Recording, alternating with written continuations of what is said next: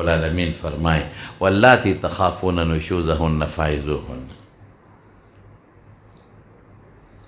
کما خزه چې ناشزی، ناشزه څه ته وایي؟ ګورې که د ښځې نه غوړي توی شو په دې وال ګناه ده، که یې سري باندې چې کمیس ته وسولېد وال ګناه ده، که چای ته توی شوه مال ګناه ده، که مالګه زیاته شوه مال ګناه ده، که چېرته مالګه کمه وه دا ګناه ده. چې ناشزه ښځه، ناشزې تعریف علما دوه کړی، یو هغه ده چې خاوند ته رابرغېږي او جوابونه ورکوي، سپک ګوري خاوند. دویم ناشزه هغې ته وایي چې ازاد دی، ازاده دی چې ستر نه کوي، هلکانو سره هم خبرې کوي، ازاده دی چې بس چادرګي په اوږه کې او بازار ته ځي سوداګانې، ازاده ده چې په موبایل هر چا سره هلکانو سره خبرې کوي. دا دوه قسمه ښځه چې غلطي کوي، د لومبۍ به څه کوي دا به هم نه وی. فعظوهن لاول نصیحت ورته وکړي، که په نصیحت کار ونه شو نو واهجروهن فی المضاجع، بیا ورته ملاسته جدا کړه، ځان ترې قصده خفه کړه، کټ ته جدا کړه. هم زمونږ علما لیکي چې ته ځان جدا کې نو په کوټه کې دننه ته ځان جدا کړه، کوټه مه بدلوه، حجرې ته ترې مه ځه، بیا شیطان لکې وسوسې چې خبره روانېږي، کوټه کې دننه. نو زه جوړه به خدای وکړي.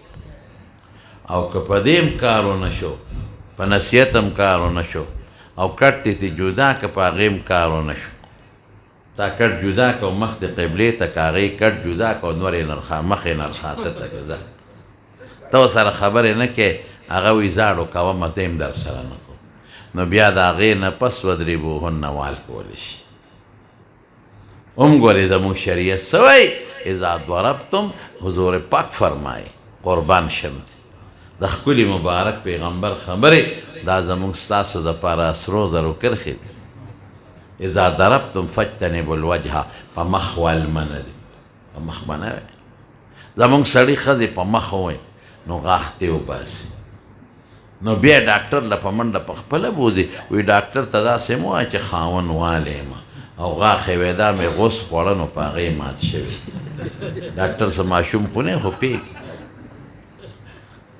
په مخ والمه نه دي، خرم په مخ والمه نه دي، سپیم په مخ والمه نه دي، غویب په مخ والمه نه دي.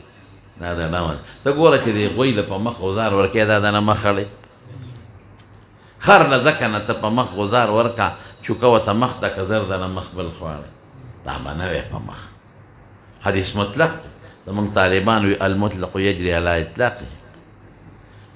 نو زمونږ فقها الله دې زمونږ فقهاو له لوی درجات ورکړي، هغې بیا د دین مسلې راوباسي که هغې وي په حکم د وجهې کې هر موضع الزینت دی د ډول ځای، علت مشترک د ډول په ځای به نه وي، نو ښځه به په سر نه وي، دا د ډول ځای دی. ګوره ویښته خشته کوي او چې سپین شي نو تور رنګ سور رنګ پې پورې کوي او کلیپونه پکې اچوي او نور شیزونه پکې اچوي، خشته یې ساتي، په مرۍ او په سینه به نه وی، دا د ډول ځای دی، ښځه دا ډولې ساتي. دلته په کمیس ګلکاري کوي، دلته امیل اچوي، دلته ګلبند اچوي، په لاسونو به نه وی، په ګوتو به دلته نه وی. دا ښځه ښکلې ساتي، ولې وله بدرنګې نکریزې پې پورې کوي، ګوتمې ورته اچوي، بنګړي ورته اچوي، لاندې په خپو به نه وی، ښځه پکې پازیب اچوي او نکریزې پې پورې کوي، دا د ډول ځای نه دی. نو یو طالب چټ راولېږوي په کوم ځای ووو، په مخ او په سر او په مرۍ او په سټ او په لاسونو او په ګوتو او په خپو نه، نو په کوم ځای ووو.